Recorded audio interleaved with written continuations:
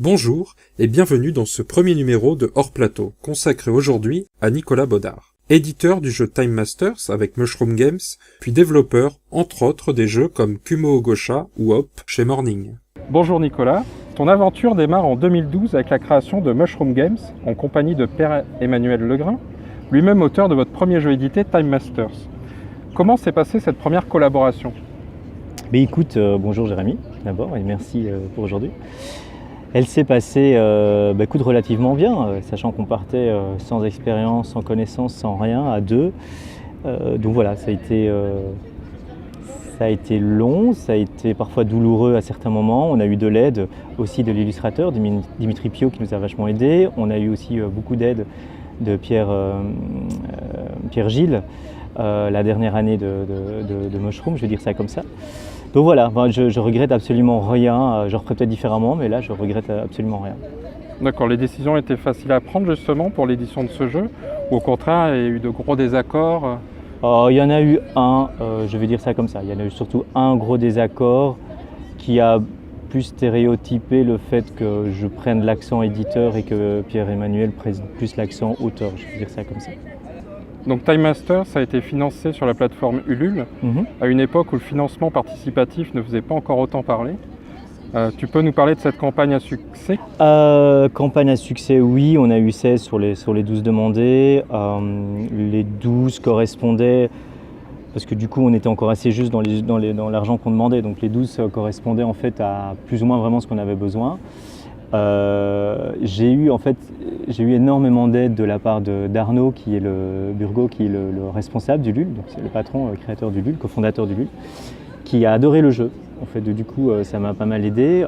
Pas de tout repos, ouais, parce que j'avoue, j'ai eu un troll qui va sans doute nous écouter, s'il voit ta vidéo, il se reconnaîtra, qui heureusement par la communauté s'est fait virer de tous les sites, que ce soit TrickTrack, Geeklet, Boardgame, BGA justement, avec Grégory et Pierre qui a codé le jeu, qui m'ont aussi vachement... J'ai eu de l'aide de tout le monde en fait, et ça a été vraiment, très très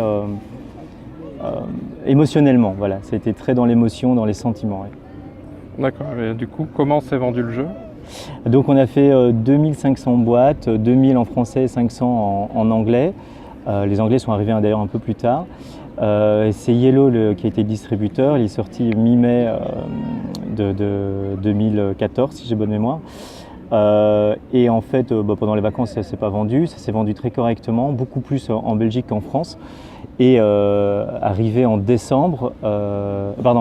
octobre, moi j'ai vendu les boîtes en anglais en octobre à l'étranger.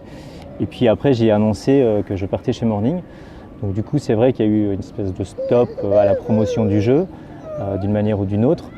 Et donc du coup, les ventes se sont forcément très fortement ralenties. Là, des 2500, je pense qu'il m'en reste au total, 300.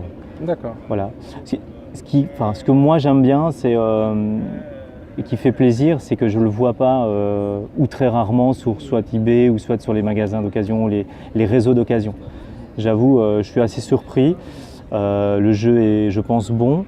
Il a des défauts, ça c'est clair. En y retournant maintenant, pour une autre raison, je suis retourné dedans. J'ai remis la main à la pâte dans ce jeu et je me suis rendu compte effectivement qu'avec mon expérience de quelques années, j'ai vu des défauts que je ne voyais pas avant, c'est sûr. Alors justement, si tu devais le sortir aujourd'hui, qu'est-ce que tu ferais différemment ? Qu'est-ce qu'on va faire différemment ? Eh bien, le thème, d'une part. Le thème, le vocabulaire, qui était en tout cas certainement à l'époque trop clivant. L'écriture des règles qui sera plus spécialement lue, corrigée par un Belge, mais qui passera dans les pattes d'un Français. Alors ça a l'air anodin ce que je dis là, mais je me suis rendu compte qu'effectivement il y avait des choses qu'on ne comprenait pas parce que le Belge n'est pas le Français sur certaines choses. Et je sais maintenant que ça peut poser problème. Voilà. Au niveau de la mécanique, il y a quelque chose qui est assez lourd dans la manipulation de cette énergie. Elle restera à l'extérieur, en tout cas des cartes. Les points de victoire seront différents. On gagnera toujours les cartes qu'on va récupérer, on pourra toujours les utiliser directement, on pourra toujours mettre des cartes de côté. Mais on est en train de penser à d'autres mécaniques de deck building pour essayer d'essayer, je dis bien d'essayer, avec toute la prétention qu'il faut mettre des guillemets, c'est d'innover forcément le deck building. D'essayer, je dis bien essayer. Deuxième projet de Mushroom Games à l'époque, c'est Kumo Ogosha, Ouais. de Nico Pirard et Patrick Gère. Un projet que finalement tu emmèneras avec toi chez Morning. Comment s'est fait cette transition? La transition s'est faite plus ou moins facilement et non, c'est pas plus ou moins, elle s'est fait facilement. C'est pas plus ou moins, elle s'est fait facilement. La petite histoire, c'est effectivement, je suis à Essen en 2014 et je rencontre Timothée Dumas, donc le patron cofondateur de Morning Group, à l'époque Players et maintenant Morning tout court. Et donc du coup, le courant passe super bien. Il me propose un moment, et c'est la vérité, il me propose un moment de l'argent pour que je ne passe pas par une campagne participative pour Kumo. Mais il veut vraiment m'aider, il a vraiment flashé sur le jeu. Et je lui dis de but en blanc, au lieu de me donner de l'argent, engage-moi. Et donc du coup, on se revoit le mois d'après, à Paris, au mois de novembre. Je viens au mois de décembre ici à Toulouse. Le contact passe bien et je signe mon contrat, je reviens, j'ai 10 jours pour déménager toutes mes affaires, dire au revoir à tout le monde, finir un taf que j'avais à ce moment-là dans un magasin de jeux.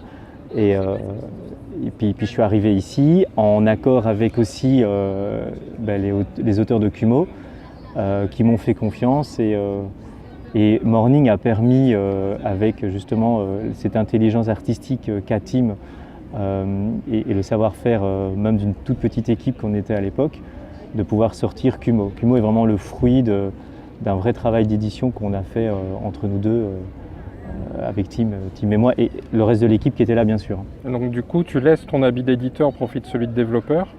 C'est deux métiers vraiment différents? Donc oui, c'est deux métiers différents, parce que je me suis rendu compte effectivement, ta marge de manœuvre est moins grande. Ta marge de manœuvre est moins grande, voilà, je veux dire ça comme ça. Ta marge de manœuvre est moins grande, et tu voudrais en avoir une plus grande, que c'est un peu plus compliqué.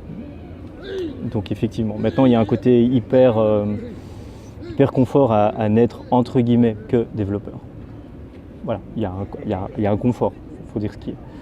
Donc oui, j'ai eu un confort en étant chez Morning pendant tout un temps. Oui. La pression est différente. La pression est différente parce que c'est pas toi qui, in fine, dit oui ou non, qui prend des choix. Après, tu peux émettre un avis, il est écouté ou pas. Mais tu prends pas le choix final. C'est pas toi qui mets ton argent sur la table et un ego, quoi. Pour toi, quelles sont les qualités nécessaires du coup pour un éditeur? C'est une vaste question, ça. J'ai envie de dire j'en sais rien et puis en disant ça je vais me faire descendre. C'est pas que j'en sais rien, ça dépend quelle partie. Tu vois, l'éditeur de jeu, c'est quoi un éditeur de jeu? L'éditeur de jeu, c'est le mec qui va amener, enfin le mec entre guillemets ou la fille, pour reprendre un débat qu'on a eu en off. L'homme au sang avec un grand majuscule, hein, voilà. Vous ne le voyez pas, mais il est en train Jérémy est en train de rigoler comme un possédé. Donc en fait, c'est quoi un éditeur de jeu? C'est la personne qui va pouvoir amener des bouts de carton qu'un auteur de jeu va lui présenter, et je fais exprès d'être caricatural, donc je ne veux vexer personne. Il va amener des bouts de carton à une boîte de jeu. Voilà. Ça, c'est son job d'éditeur, avec la règle, les belles couleurs, etc. Et il va prendre des décisions et savoir s'entourer. Et je pense que la qualité première d'un éditeur de jeu est de savoir s'entourer de personnes autour de lui qui vont venir combler, et donc forcément il doit avoir une connaissance de ça, les manques qu'il a ou les faiblesses que lui peut avoir. Et on a tous des faiblesses différentes, ou du temps simplement à consacrer dans des choses. Je ne suis pas graphiste, je ne sais pas passer des heures où je ne comprends pas Photoshop. Je préfère que quelqu'un d'autre le fasse, et donc forcément je vais avoir besoin d'un graphiste. Si un graphiste me met comme éditeur, il aura plus tendance à le faire. Il y a dans les éditeurs actuels francophones certains qui sont de formation graphiste, et donc du coup c'est eux qui prennent en charge une grande partie du graphisme du jeu. Il y en a qui sont très communicants, donc ils vont prendre en charge toute la partie communication, et ainsi de suite. Il y en a d'autres que je connais aussi qui ne s'occupent pas du développement, qui délèguent la partie développement mais qui font le reste. Voilà. Donc je pense qu'un éditeur doit vraiment pouvoir bien s'entourer. C'est déjà une première qualité. Et puis après, comme toujours, c'est le bon sens. Voilà, le bon sens prime d'une manière générale. Du coup, même question pour un développeur. Quelles doivent être ses qualités? Ouais, donc le développeur est une partie du travail d'éditeur. Je pense que la qualité du développeur, et je vais parler en mon nom, c'est d'être au contact permanent du joueur qui sommeille en nous, et de la volonté de l'auteur. C'est-à-dire comment allier, en tant que développeur, comment allier qu'est-ce que moi je peux amener pour que le jeu corresponde mieux à ce que moi j'ai envie de jouer avec ce jeu, ou comment j'ai envie d'y jouer. Donc ça demande, c'est vrai, je pense, c'est mon avis très perso, d'avoir une grosse connaissance des jeux. Quand je dis connaissance, c'est pas spécialement historique, mais de jouer à énormément de jeux pour avoir des mécanismes en tête, pas pour spécialement copier, mais pour avoir des sensations.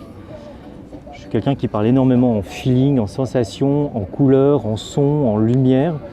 Quand je fais mes feedbacks, souvent je vais dans l'intention du jeu. Voilà, je pense qu'on en est là. Et de nouveau, c'est ma façon de faire. Et chacun a sa façon. Donc il n'y a pas de bonne ou de mauvaise façon, j'ai envie de dire. Il y a des jeux très très très bien qui sont faits sans le concours de l'auteur. Et ce n'est pas ma façon de faire. Et donc c'est pour ça que je mets vraiment des guillemets et c'est très personnel.